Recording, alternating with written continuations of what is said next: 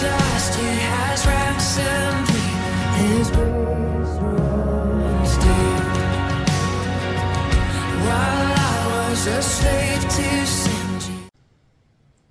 Bonsoir, mon nom est Cédric Néhémie. Je suis responsable du ministère réparateur des brèches en Allemagne. Le programme que vous allez suivre tout à l'heure est une conversation que nous avons eue avec le couple pasteur Roger et Sandrine Mouyani qui sont de l'église Laborne à Kinshasa. Nous vous souhaitons la bienvenue et une bonne écoute et nous prions que Dieu vous bénisse richement en suivant ce message. Que Dieu vous bénisse et à la prochaine. Une très grande responsabilité de parler de la part de Dieu dans un sujet aussi important. Je vais laisser à ma moitié de se présenter aussi, de dire bonsoir avant qu'on aille plus loin. Bonsoir, bonsoir à la grande famille des réparateurs de brèches et à tous les amis qui se sont aussi connectés aujourd'hui. Merci beaucoup, merci pour l'invitation. Nous sommes vraiment honorés par votre invitation. Nous, c'est le couple Mouyani, Roger et Sandrine, mariés ça fait quelques années et parents de 4 beaux enfants et servant Dieu, comme l'a si bien dit Papa Cédric. On va commencer, on va y aller parce qu'on n'a pas beaucoup de temps. Comme l'a dit le frère Cédric, donc pendant qu'on sera en train de parler, sentez-vous libre de poser vos questions et on verra comment pouvoir répondre à la fin.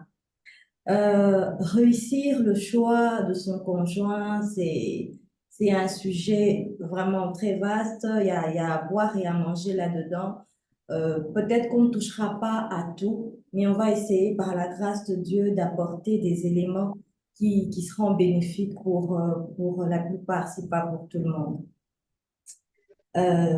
Donc, on aura une petite introduction et puis on va parler des critères et puis on va parler de l'homme et de la femme de la vie et puis on va parler du choix dans la destinée. Donc, comme on a 2 séances, on va essayer de scinder en 2. Donc, on va parler aujourd'hui, on aura un moment où on va exposer et puis on va prendre les questions et à la fin, on aura un temps de prière.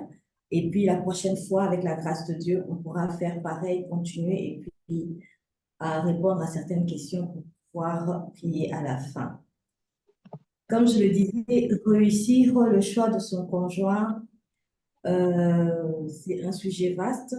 Mais dans ce grand sujet, il y a un terme, il y a un mot qui a attiré mon attention particulièrement, c'est le choix. Je considère le choix comme étant un beau cadeau, un merveilleux cadeau que Dieu a fait à l'homme, parce que en permettant à l'homme de faire le choix, Dieu a donné une certaine liberté à l'homme. Et cette liberté, il faudrait savoir bien l'utiliser. L'homme a le choix, par exemple, lorsque le matin, le Seigneur vous accorde le souffle de vie, vous avez le choix de rester allongé ou même de vous lever. L'homme a les choix comme ça tout au long de la journée, même tout au long de la vie, des choix qui influencent énormément sa vie ou des choix qui n'apportent pas forcément une grande influence sur sa vie. Et donc, le choix est un cadeau que Dieu a fait à l'homme et c'est donc important de savoir bien faire ce choix-là. Et pour bien faire ce choix, je pense qu'il faudrait savoir ce que l'on veut. Ce que l'on veut. Je me dis souvent par rapport à moi-même, lorsque je veux peut-être faire des achats ou quand je veux faire du shopping, si je ne sais pas ce que je veux perdre beaucoup de temps, je risque de beaucoup dépenser en argent et en énergie lorsque je vais faire du shopping et que je n'ai pas une idée claire de ce que je veux. Mais lorsque je sais exactement ce que je veux, je ne perdrai pas du temps, je ne perdrai pas de l'argent, je ne perdrai pas de l'énergie parce que je vais aller en ciblant exactement les articles que je voudrais avoir. Donc, pour pouvoir faire un choix, je pense qu'il est important de savoir ce que l'on veut, ce que l'on désire avoir. Il est important de savoir ce que l'on recherche exactement. Autant c'est important pour les petites choses de la vie, je pense que c'est important aussi pour les grandes décisions, les grandes questions de la vie. Lorsqu'on veut faire un choix, il faudrait savoir se poser la question de qu'est-ce que je veux, qu'est-ce que je recherche vraiment. Et dans le domaine du mariage, c'est vraiment important de se poser cette question-là. Qu'est-ce que je recherche vraiment? Pourquoi je veux me marier? Et qu'est-ce que je recherche en me mariant? Et quel est le type de personne avec qui je pourrais me marier? Faire un choix, c'est bien, mais savoir pourquoi on choisit et savoir ce que l'on veut avant de choisir, c'est encore mieux. Et lorsque l'on sait ce que l'on veut, je pense que c'est important aussi de savoir qui on est. Pour revenir sur mon exemple du départ, lorsque je vais faire des courses, supposons que je voudrais aller m'acheter des chaussures, par exemple, il est important pour moi de savoir qui je suis. Un, je suis une femme, donc je n'irai pas acheter, si ces chaussures, je les achète pour moi, je n'irai pas acheter des chaussures d'homme. Deux, connaître ne fût-ce que ma pointure pour que je ne sois pas en train de tâtonner entre plusieurs pointures. Donc, il est vraiment important lorsqu'on est face à un choix de savoir, de se connaître, de connaître qui on est, quel type de personne on est, connaître son tempérament, se connaître soi-même, c'est vraiment important. Parce que ça pourrait paraître évident de se dire, ben, je me connais, je connais quel type de personne je suis, mais vous serez étonné lorsque vous allez dans les grandes questions de la vie, de découvrir qu'il y a des choses de vous que vous ne connaissez pas.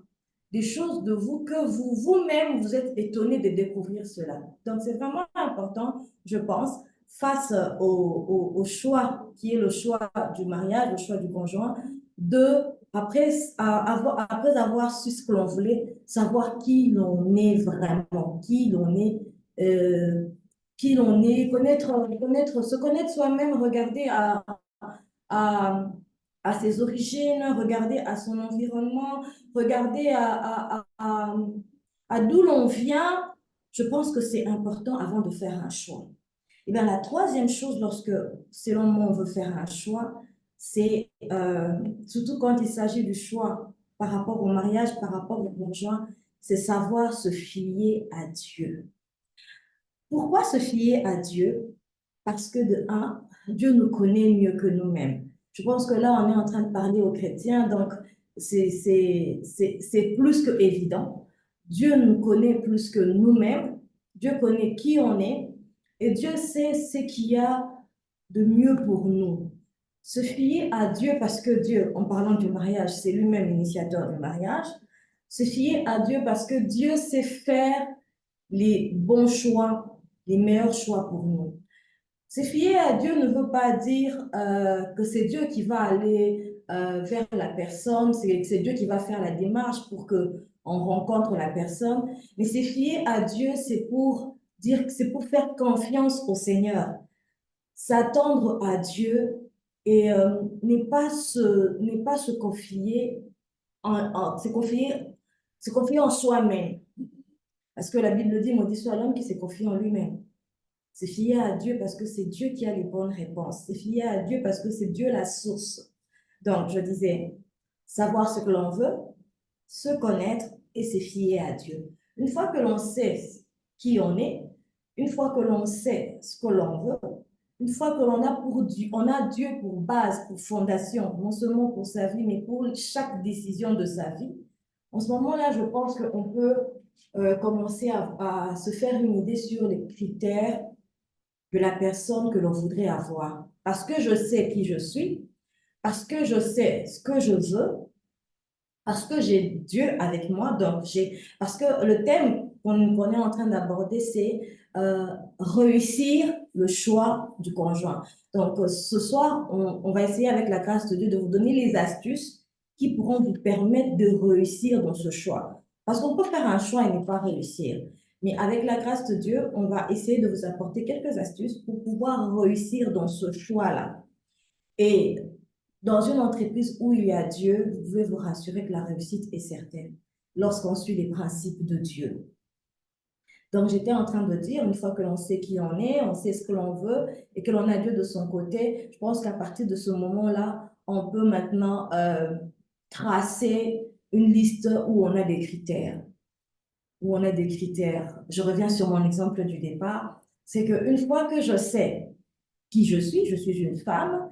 Une fois que je sais, en faisant du shopping, c'est que je veux des chaussures, je commence maintenant à placer des critères. Tiens, je cherche des chaussures rouges avec des lignes comme ceci. Voilà le modèle ou le type de chaussures que je veux parce que les idées sont claires en moi. Je ne cherche pas seulement des chaussures comme ça, mais sachant ce que je veux, sachant qui je suis, connaissant ma pointure, connaissant mon style de goût, mes idées sont un peu plus claires pour pouvoir maintenant établir une liste des critères. Lorsque mes idées sont claires en ce moment-là, je peux commencer à placer d'une part des critères négociables et des critères non négociables. Je vais un peu souffler. Je vais laisser mon mari faire un commentaire là-dessus et je vais revenir après. Ok. Ben, on va essayer, comme on est dans une réunion virtuelle, on va essayer de rappeler encore à tous les bien-aimés qui nous rejoignent de se mettre en mute ou en muet pour leur micro. Bon, pour les caméras, je ne sais pas quelles sont les habitudes de la réunion, mais euh, dans tous les cas, les caméras ne dérangent pas autant que les micros. Donc, si les bien-aimés qui nous rejoignent peuvent veiller juste sur la partie micro.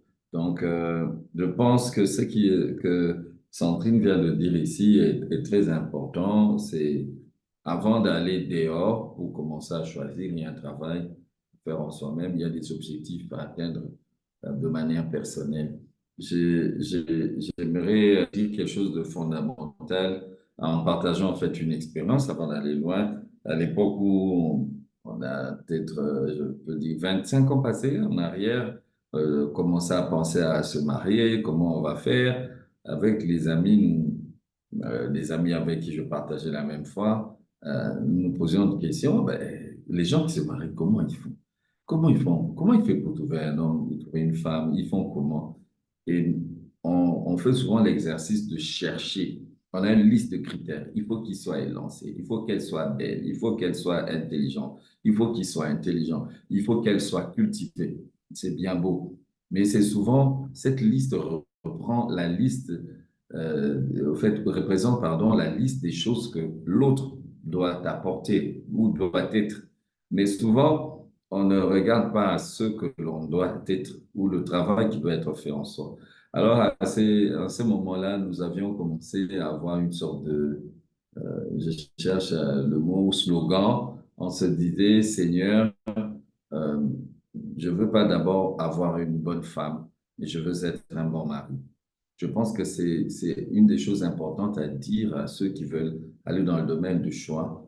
Ne vous focalisez pas d'abord sur le fait de trouver une bonne personne, mais travaillez vous-même pour être la bonne personne pour celui qui vous trouvera. Et si par bonheur, deux personnes qui se sont ainsi travaillées se rencontrent, imaginez qu'est-ce que ça sera la Bible, parce qu'on est dans un contexte tout à fait chrétien. Je vais donner de mémoire sans vous demander de lire un texte de la Bible dans les Actes des Apôtres dit, il y a plus de bonheur à donner qu'à recevoir. C'est un principe biblique. Paul, quand il le cite, il dit, selon une parole du Seigneur qui dit, il y a plus de bonheur à donner qu'à recevoir. Donc, quand on parle de réussir dans le choix du conjoint, ici, on parle déjà dans la perspective de quelqu'un qui se focalise, je donnerai quoi?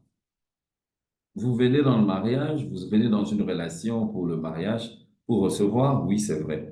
Mais vous venez dans la méthodologie de Dieu, vous venez donner.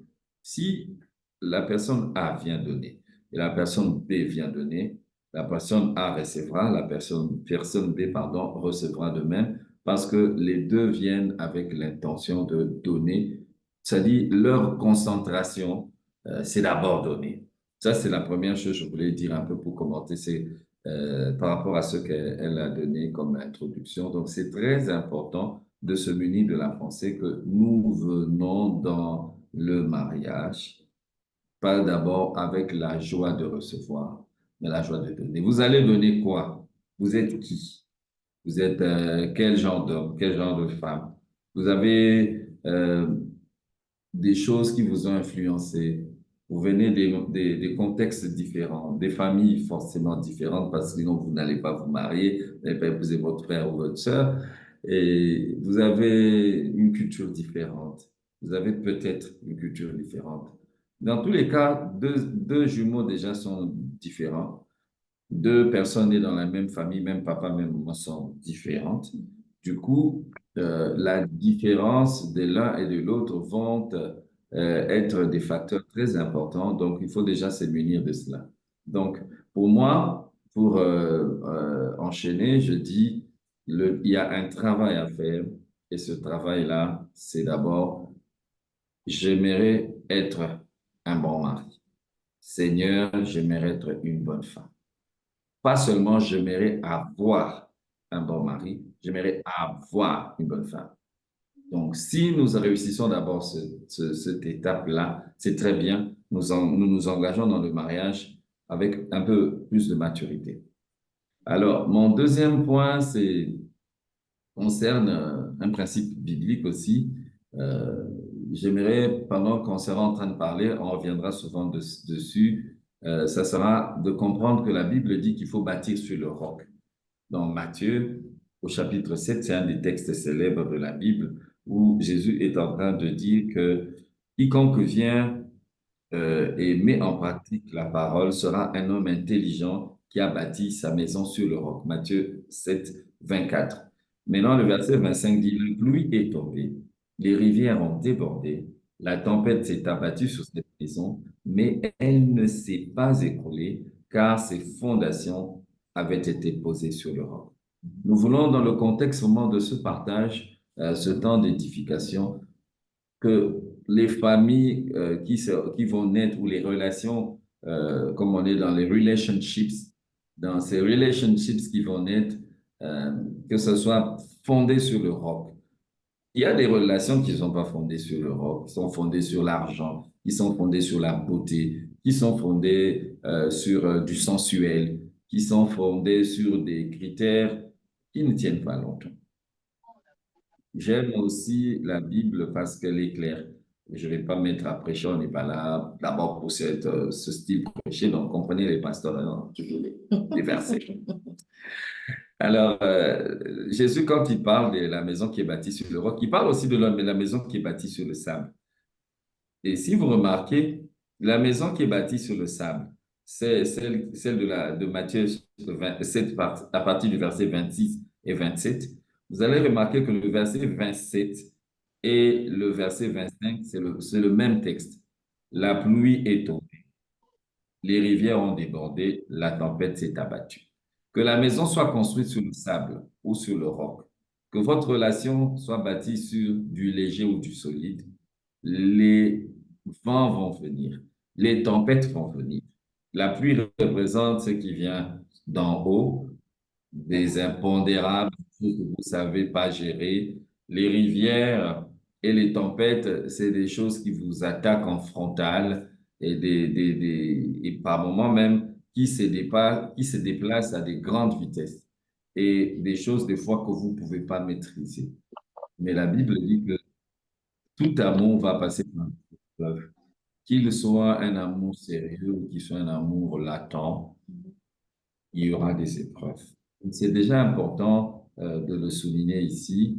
euh, Lorsque vous voulez réussir dans le choix du conjoint, le but, c'est de- nous avons beaucoup de maris, beaucoup de femmes, beaucoup de mariages et peu de familles solides.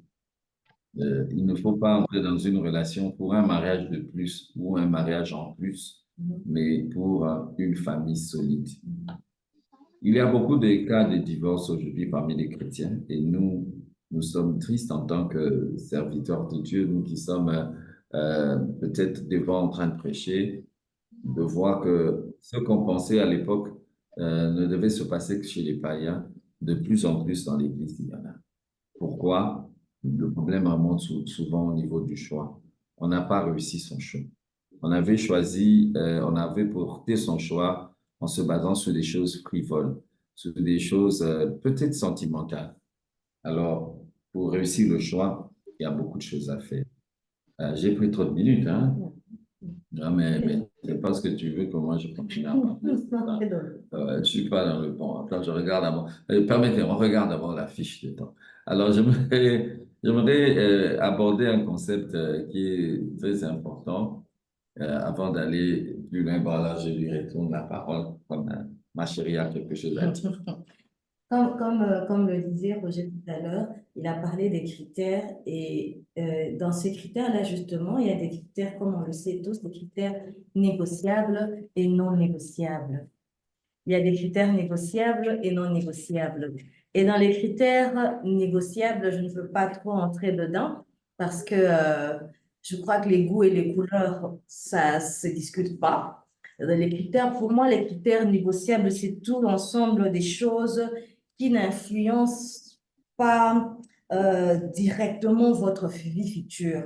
Tout ce qui n'apportera pas une grande influence sur votre vie future, je, je les mets dans l'ensemble des critères négociables. Donc, ça peut se négocier, ça peut, parce que l'impact de ces critères-là ne sera pas ressenti de manière vraiment très fort, quoi, voilà, si je peux dire. Et d'autre part, on a les critères non négociables, c'est-à-dire que peu importe le lieu, peu importe le temps, peu importe l'âge, peu importe les circonstances de la vie, ces critères-là ne bougent pas. Ça ne peut pas bouger. Bien, parmi les critères non négociables, nous avons déjà euh, les convictions de la vie. Si vos convictions de la vie diffèrent, c'est déjà quelque chose qui dérange. C'est-à-dire que et si en tant qu'enfant de Dieu, on peut dire, si vous ne croyez pas tous en Christ Jésus, c'est déjà quelque chose de compliqué. C'est déjà quelque chose de compliqué. Souvent, lorsqu'on est au début de sa relation amoureuse, lorsque tout est tout feu, tout flamme, on néglige certains aspects. Oh, je suis chrétienne, ça fait autant d'années, lui, il est païen, mais avec le temps, ça va changer. Vous n'êtes pas le Saint-Esprit et vous n'êtes pas maître du temps.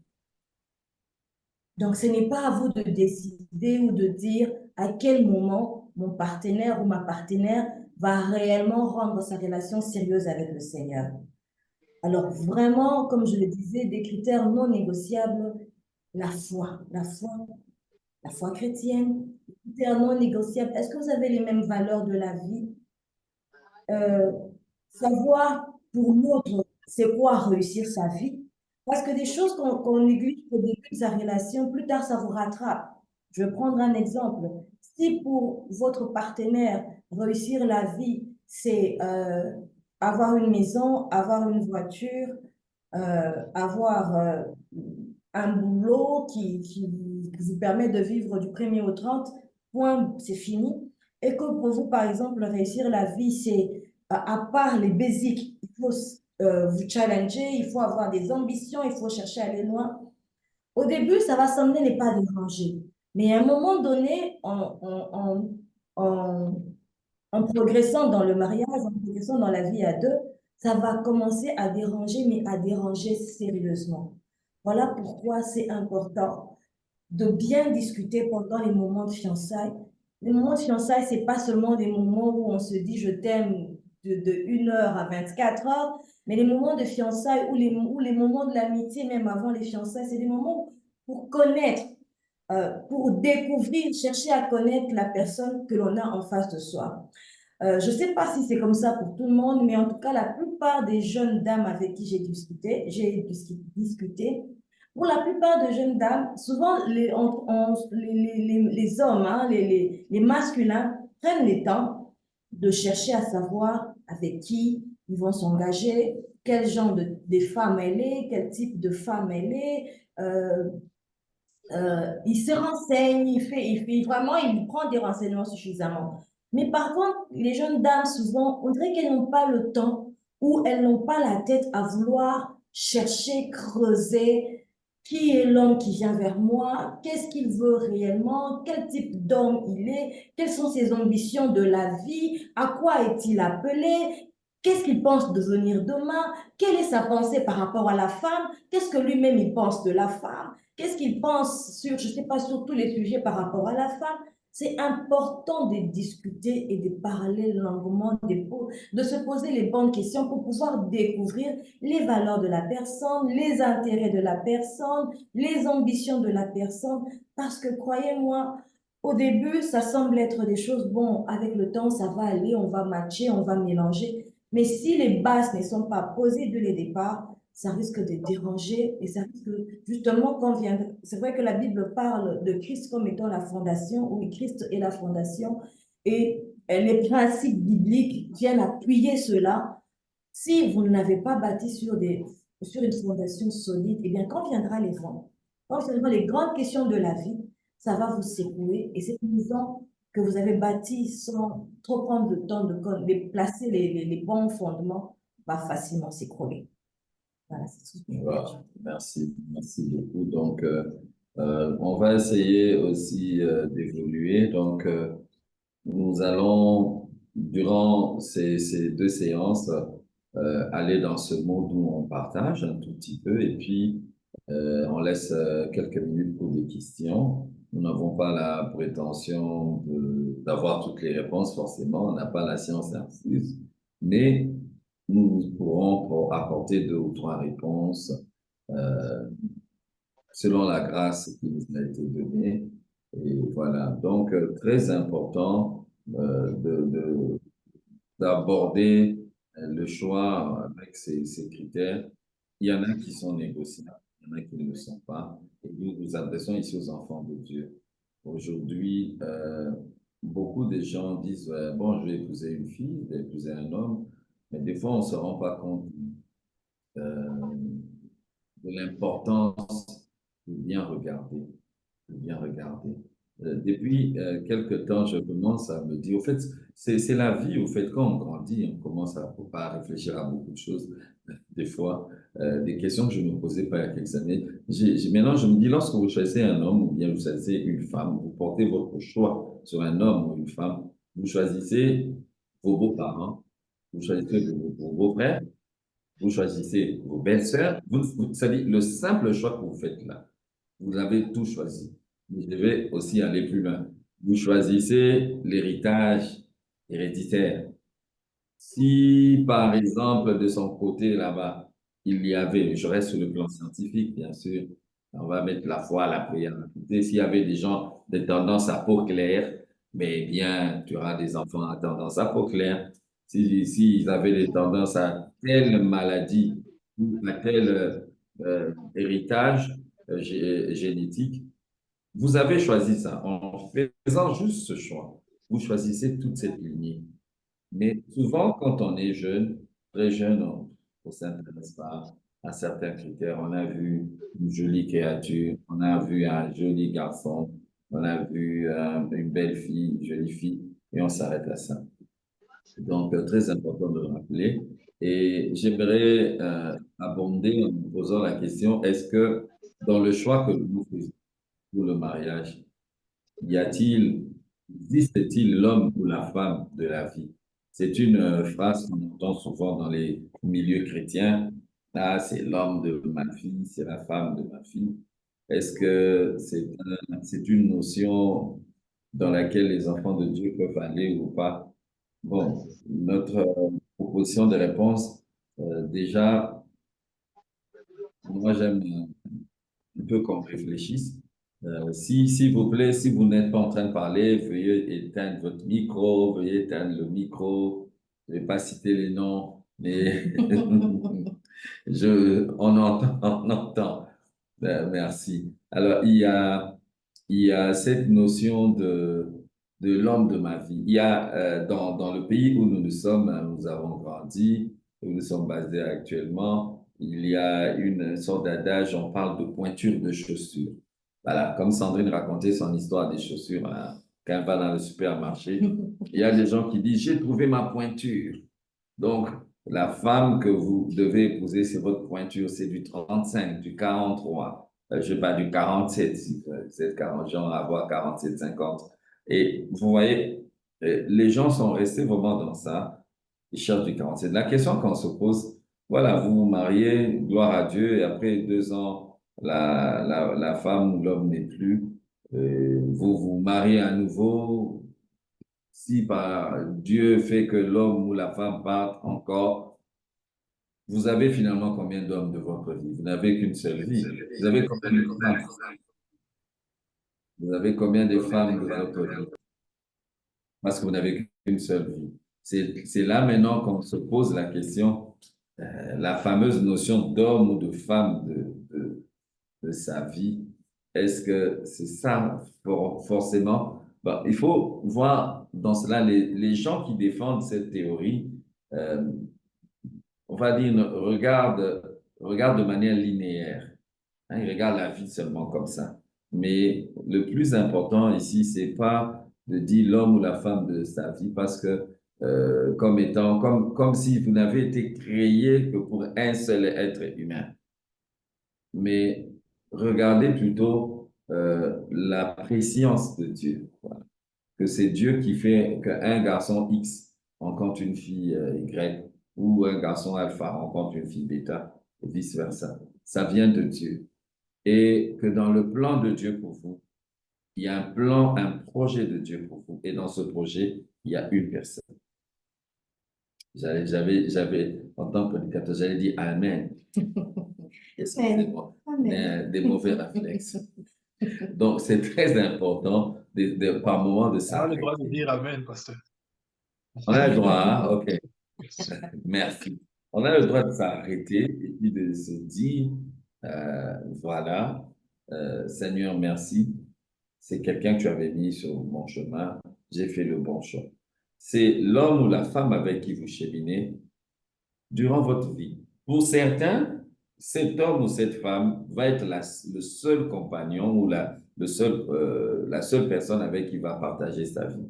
Pour d'autres, on ne peut pas les culpabiliser. Bon, après autant d'années, bon, ça s'arrête. Je connais le cas d'un frère que nous avons porté en prière. Ils se sont mariés. Je pense que l'épouse est tombée malade. Elle avait une grossesse qui n'a pas marché. Elle est décédée 8 mois après son mariage.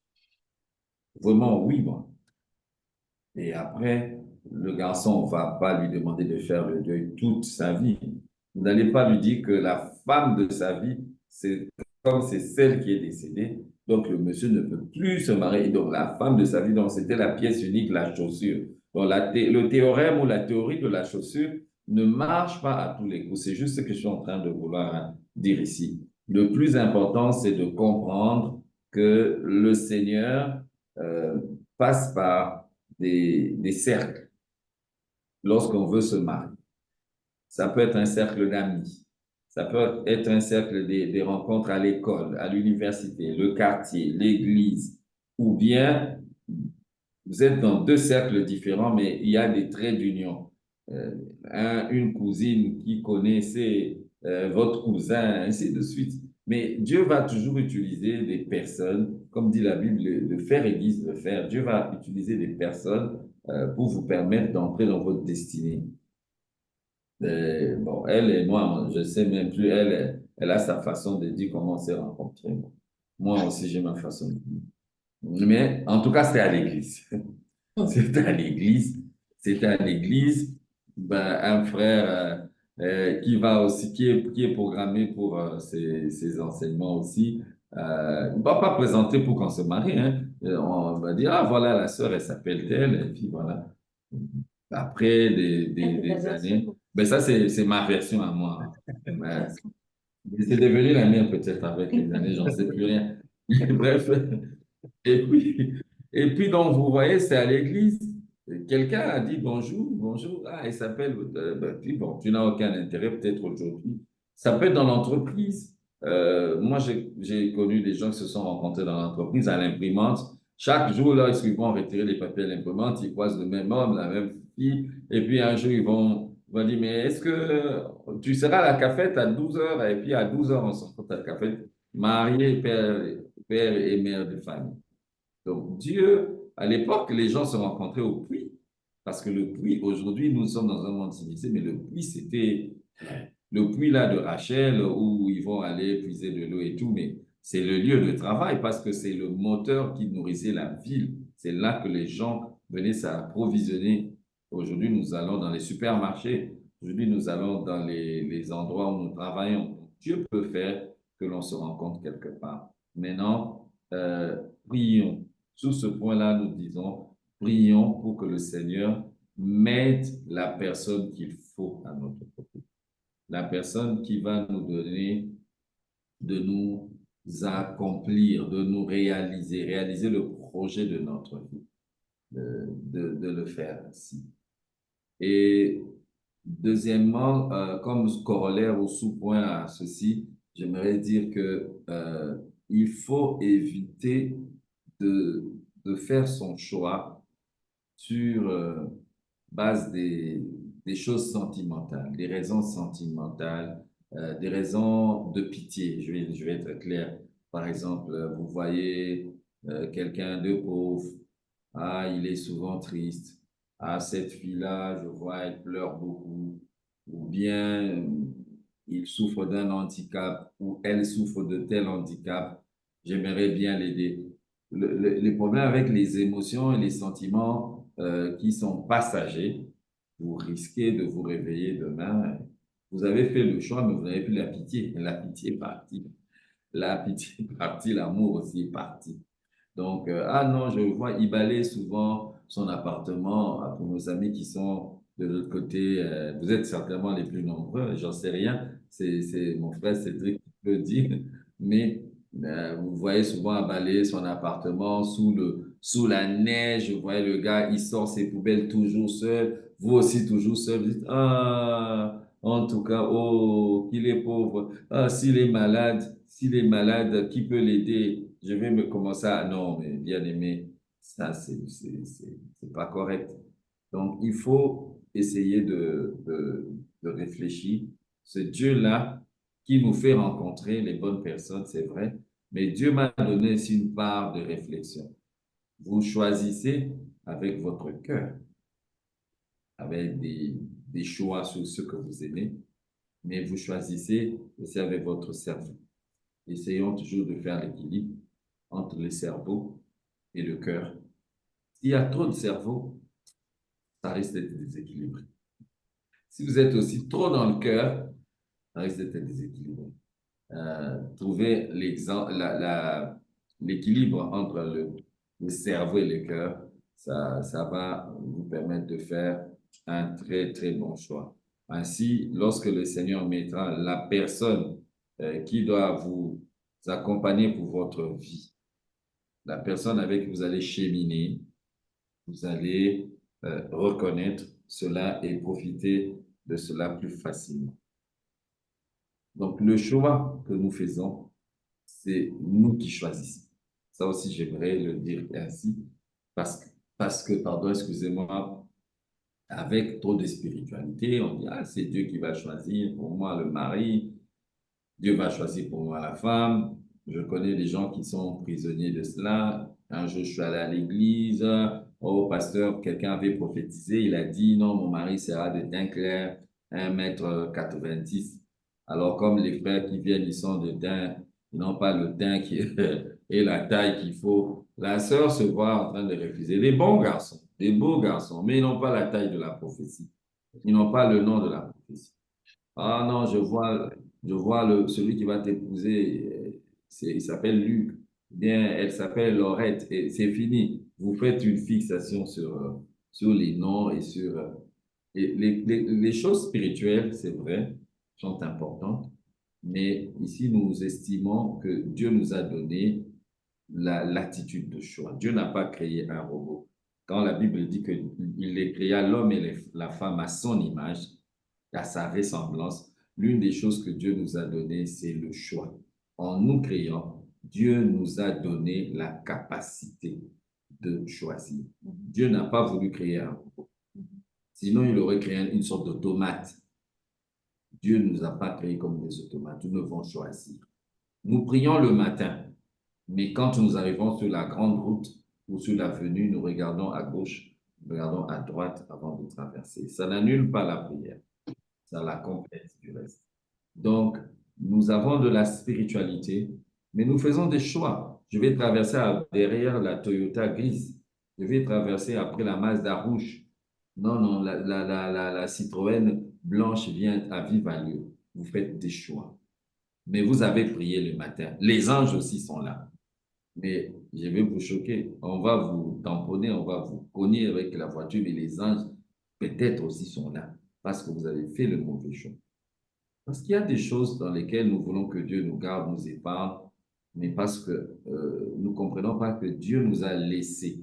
Les cieux sont à l'Éternel, la terre est au Fils des hommes. Dieu nous laisse le choix. Et c'est une très grande et une très grande responsabilité, une très grave responsabilité, voulais-je dire, de choisir. Alors choisissons très bien. Choisissons de manière responsable. Le choix que vous allez faire va va aller sur toute votre destinée. Donc, je l'ai dit tout à l'heure, vous choisissez la teinture de vos enfants, vous choisissez l'éducation de vos enfants, vous choisissez. Elle, par exemple, en me choisissant, elle a choisi des beaux enfants. Ouais, elle a dit, moi aussi en la choisissant. Hein? Moi aussi en la choisissant.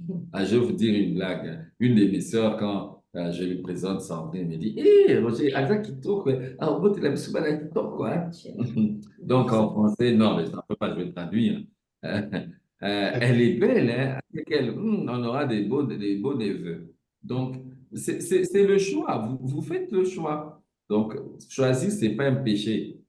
Choisir, c'est bien, mais il faut choisir avec Dieu.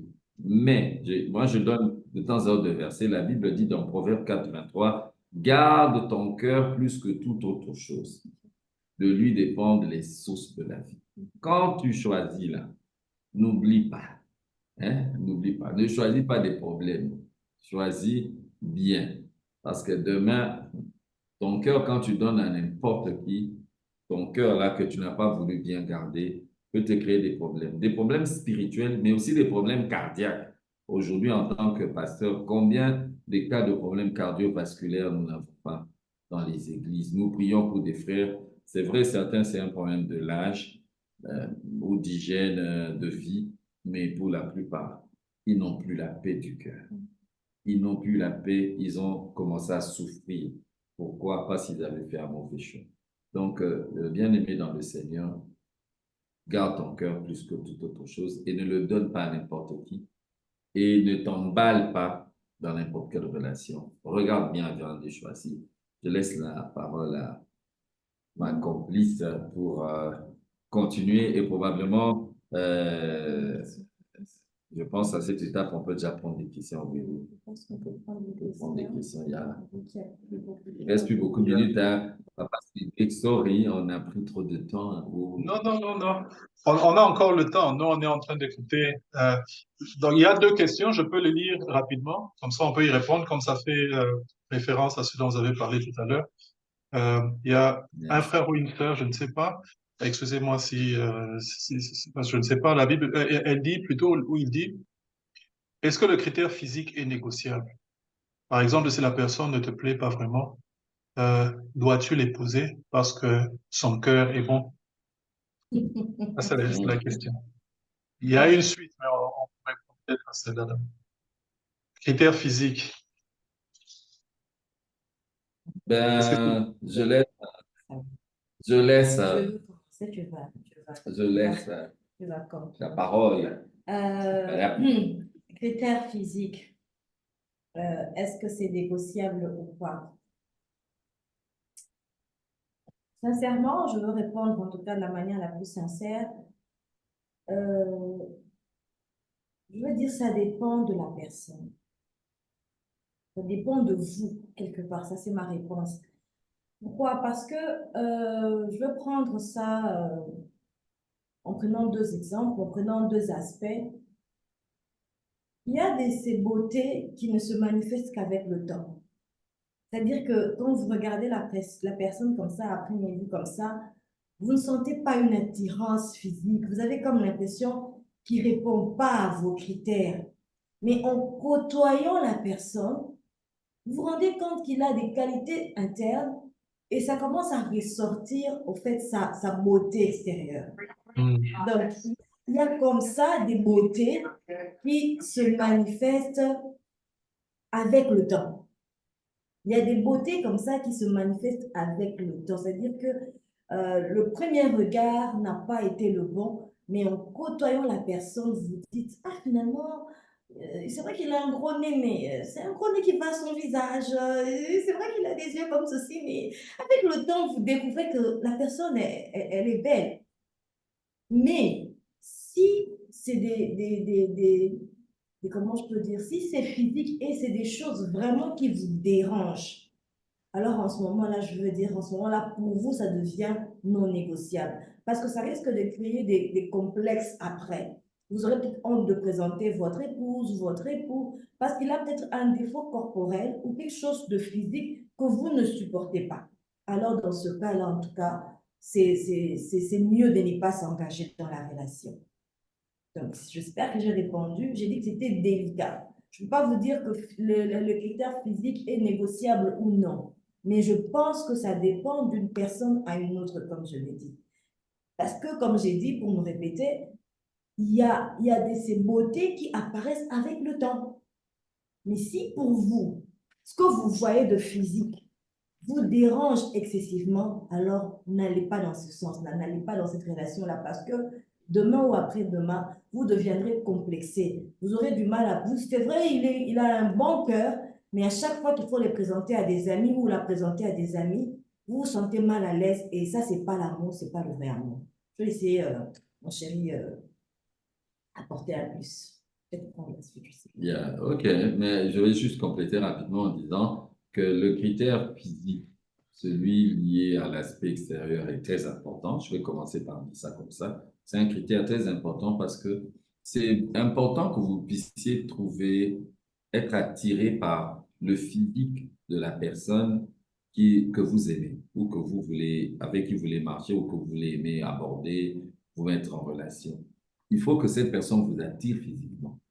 Maintenant, les attraits physiques, comme on dit, les goûts et les couleurs ne se discutent pas, parce que chacun a on va dire sa définition, son appréciation de la beauté. Donc, c'est un critère très important parce que, écoutez, si ça vous protège, ça peut vous protéger aussi dans votre propre couple. Parce que si vous ne trouvez pas votre femme belle, ou si vous ne trouvez pas votre mari beau, c'est compliqué, hein? Vous aurez toujours tendance à aller dehors. Donc, pour moi, c'est un critère très important. Ne prenez pas le risque, pardon, d'aimer quelqu'un seulement pour un cœur. La Bible ne dit-elle pas, l'homme, Dieu regarde au cœur, mais l'homme regarde quoi?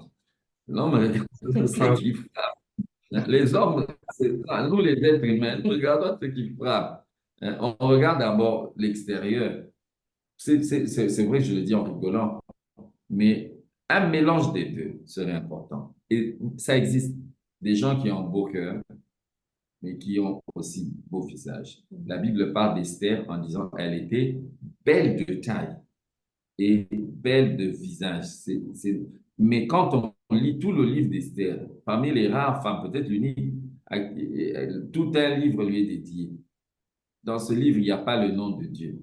Il n'y a que le nom d'Esther là, qu'on cite avec son oncle Mardoché, le roi, et tout ce qui s'est passé à Suse. C'est juste pour insister et dire qu'elle avait un bon cœur. Dieu est passé par elle pour préserver Israël. Mais elle était belle de taille, belle de visage. Dieu n'est pas contre les critères de beauté. Maintenant, on va dire la beauté, c'est selon. Si vous trouvez beau, assumez que c'est beau et n'en ayez pas honte. Partez avec les cantiques disent grave-moi comme écris en fait mon nom sur ton visage ou bien écris mon nom. Ça dit, quand tu aimes quelqu'un, tu ne dois pas avoir honte de présenter cette personne, de l'amener partout. où tu pars. Donc, épouser quelqu'un qui a les deux, c'est notre conseil. Et puis, est-ce que la classe sociale est importante dans le choix? Est-ce qu'un riche ou un pauvre peuvent se marier? Bon, je pense que c'est aussi dangereux, mais il faut arriver à faire juste l'équilibre. On peut avoir un riche qui a de l'humilité pour descendre vers un pauvre. On peut aussi trouver un pauvre qui a des aptitudes pour monter vers un riche. On peut pas faire du mariage une sorte de ségrégation, les riches entre les riches, les pauvres entre les pauvres. Mais le problème, c'est lequel? Comme je l'ai dit, quand vous choisissez les beaux frères, les belles sœurs, les belles familles. Donc, il faudrait vous préparer à gérer ces personnes-là. Parce que quand vous allez dans une classe sociale élevée, vous êtes habitué à manger à la main et eux mangent avec les fourchettes. Ah, en tout cas, je vous dis, vous allez chercher le robinet pour vous laver les mains. Il n'y en a pas, hein. Vous savez, il y a des gens qui vous invitent à la maison comme ça. C'est pas le restaurant. Entrée, plat de consistance, dessert. Et puis, il y a fourchette de dessert, fourchette d'entrée, fourchette des plats de consistance. Maintenant, quand tu mets les trois là, tous les beaux-frères te regardent comment tu as choisi la petite fourchette pour manger avec le plat de résistance. Donc, c'est juste dit pour rigoler. Mais c'est-à-dire, tout ça, c'est important. Donc, quand vous avez choisi un tel homme ou une telle femme, lui l'upgrade. Hein, upgradez-le. Vous savez, chérie, bon, vous n'avez pas lui dire, chérie, tu es pauvre, non. Mais vous faites un truc, quoi. Vous faites un truc. Vous faites un truc, vous dites, ah, en tout cas, lui, comme je sais qu'il va venir, je le prépare, je le coach. Vous simulez déjà l'exercice de comment manger avec la fourchette. Vous préparez les questions. Quand on va te poser la question, ne te gratte pas les visages, hein, parce que c'est pas des habitudes chez nous. Voilà, c'est des choses comme ça. Bien, ne montre pas non plus ta richesse. Ne viens pas. Je sais que tu es d'une famille riche, mais quand tu viendras, viens à pied. Garde la voiture, 2 avenues. C'est important. Vous-même, vous savez comment vous allez faire entrer la personne dans votre vie. Euh, je ne sais pas si tu veux compléter la deuxième question. Moi, j'allais revenir sur la question des aspects physiques. Quelque chose m'a traversé l'esprit pendant que vous étiez en train de parler. C'est le fait aujourd'hui que la société est tellement connectée et qu'il y a toutes les réseaux sociaux tels que Instagram, ainsi de suite, où on a idéalisé les critères de beauté d'une certaine façon. Et il semble, par exemple, que ce sont des choses qui pourraient avoir affecté notre vision même de la question de la beauté, ainsi de suite. Est-ce qu'il n'y a pas, on ne devrait pas mettre un peu de l'eau dans notre vin, aussi dans notre façon, dans ce que nous considérons être le beau, dans l'église, ainsi de suite. Est-ce que des fois, il n'y a pas des histoires où les gens exagèrent? J'ai envie de dire les sœurs exagèrent, mais bon, disons seulement les gens exagèrent. Je pense à qu'est-ce que la beauté physique aussi pour eux? Comment est-ce qu'ils devraient penser à quelque chose, à la beauté quand ils sont en train de faire les choses? Comment vous réagirez à ce problème? La Bible dit, ne vous conformez pas au siècle présent, mais soyez renouvelés. Il faut avoir le renouvellement de l'intelligence. Est-ce qu'il faudrait se calquer à tout ce que le monde nous présente comme principe de vie? Est-ce qu'il faudrait se calquer à tout ce que le monde nous présente? Parce que vous pouvez épouser aujourd'hui la Miss Monde, mais faire un mariage raté. Comme vous pouvez épouser aujourd'hui monsieur, comment on appelle ça, plaquet de chocolat et épouser et faire un mariage raté.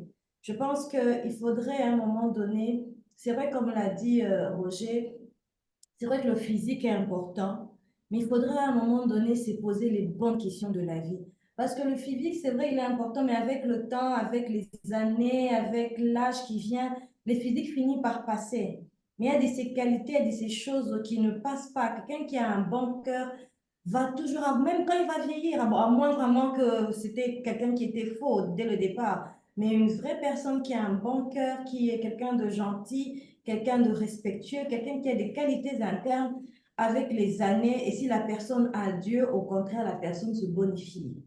Donc, c'est vraiment important de se poser les bonnes questions. Qu'est-ce que je cherche? Qu'est-ce que je veux? Je vais avoir Miss Monde, oui, pour les beaux yeux, pour ceci et pour cela. Je vais avoir quelqu'un avec qui je vais bâtir ma vie pour autant d'années que Dieu nous donnera de vivre ensemble. Donc, pour répondre à cette question, c'est vrai que je dirais, la Bible dit ne vous conformez pas au siècle présent. Qu'est-ce que le siècle présent nous présente? Quels sont les idéaux des siècles, du siècle présent? Et qu'est-ce que me dit la Bible? Qu'est-ce que me dit Dieu? Et qu'est-ce que l'Esprit de Dieu dépose dans mon cœur? Quelles sont les attentes de mon cœur par rapport au mariage? Je crois qu'en se posant les bonnes questions, c'est vrai, on va regarder au physique, mais on va regarder au-delà même du physique. Et puis, il y a du physique qui évolue pour la compléter. Il y a des gens qui sont seulement dans un contexte. C'est ce contexte-là, parce que dans le mariage, comme je l'ai dit, on se réalise. Il y a des gens, leur beauté peut-être n'est pas encore ressortie. C'est juste, ils sont dans un contexte. Ce contexte-là a un peu emprisonné la beauté. Des gens comme moi, je n'avais pas cette taille. Mais dans le mariage, mais si vous regardez mes photos, mais vous allez dire, oh là là, comment ce gars, il était comme ça, comme s'il était malade. Il faut dire que les enfants s'aiment toujours. Et pourtant, je me trouvais gros. Parmi mes amis même, ils estimaient que j'avais bonne mine et bonne taille. Mais, mais, c'est qu'il y a des choses. Il faut aussi compter sur Dieu en se disant, tiens, Seigneur, voilà la fille, elle n'est pas le prêt-à-porter que le monde me présente. Je peux aller faire une couture sur mesure. Pour compléter aussi ce que Sandrine disait sur les gens qu'on voit à la télé. Vous savez que tous ces gens qui vont dans les stars de cinéma, c'est parmi les grandes beautés du monde qui divorcent presque après quelques mois. Hein. Si c'était que la beauté, ce ne serait pas ça le but. En tout cas, ce ne serait pas ça le but du mariage, ni la chose la plus importante. Merci. Il y a une autre question. Je crois que c'est une sœur, Paradis, qui dit, bonsoir pasteur, j'aimerais avoir votre point de vue sur la question des rencontres sur les sites de rencontres. Facebook, quels autres sites de rencontres? Tinder, Je ne connais pas vraiment, vous, peut-être de l'autre côté de l'Occident, vous connaissez beaucoup, mais nous, ici, j'ai connu à Kinshasa, une fois, je m'entretenais avec un couple. Je leur ai demandé, par rapport au problème qu'ils avaient, comment vous avez fait pour vous rencontrer? Ils disent, on était dans un groupe Facebook. Ah bon, et puis vous êtes mariés? Oh oui. Vous avez fait comment pour quitter le téléphone, pour arriver dans la vraie vie? Comment vous êtes polarisé là, dans le réel? Ils me disent non, on a quitté le groupe, on a commencé à chatter, et puis du chat, on a pris rendez-vous. Et voilà, ils sont mariés, je crois, ils ont 2 ou 3 enfants. Ils se sont rencontrés. Euh, Moi, j'ai dit que tout à l'heure, je ne sais pas si la personne, vous avez dit qu'elle s'appelait Paradis, je pense. oui. J'essaie de voir. Paradis, c'est frère ou sœur, mais je pense que c'est peut-être une sœur. Bien aimée, je vais essayer d'aller dans un mot plus généraliste. Bien aimé Paradis. Les sites de rencontres sont des cercles aujourd'hui de rencontres dans notre génération. Mais le problème, c'est que quelle est la probabilité de tomber sur un enfant de Dieu? Quelle est la probabilité de tomber sur quelqu'un qui connaît Dieu? Parce que c'est au fait, vous allez sur un terrain, on va dire, où vous ne choisissez pas, on va dire, c'est comme si vous jouez à une sorte de loterie. Mais je ne sais pas déjà si dans ces sites-là, vous allez commencer à poser la question, est-ce que tu es enfant de Dieu? Je trouve que c'est quand même assez risqué, à mon avis personnel. Je n'encouragerai pas, euh, je n'encouragerai pas cela. Mais si vraiment vous n'avez pas d'autre choix, si vraiment il n'y a que ça, la seule façon là où vous vivez de rencontrer quelqu'un, allez-y par plusieurs filtres. Mettez beaucoup de filtres. ne donnez pas d'abord la vraie identité, votre vrai nom. N'allez pas aussi directement à une réunion en présentiel. C'est-à-dire vraiment, mettez beaucoup de filtres. Les contextes diffèrent selon chaque milieu. Je ne sais pas si tu Et veux. le site que vous choisissez doit aussi être bien choisi. Il y a des sites qui clairement, aujourd'hui, sont des plateformes pour la prostitution et pour le trafic. Mais il y en Ouais. a qui apparemment sont assez respectables. Il y a par exemple des sites chrétiens aux États-Unis. Il y a des églises qui ont fait des tels sites. Moi, je n'ai jamais été là-dedans, je ne sais pas, mais par, à ce que je sache, il y a des gens qui se sont rencontrés. Je connais aussi une sœur, un couple qui se sont rencontrés comme ça ici en Allemagne. Euh, Mhm. apparemment, les gens se rencontrent de cette façon-là. Mais il y a les sites aussi que vous choisissez doivent aussi être bien choisis, même si ce n'est pas évident, je suppose. Oui, oui, très risqué. Voilà. Il est 20h24. Euh, il y a d'autres questions? Sentez-vous libre?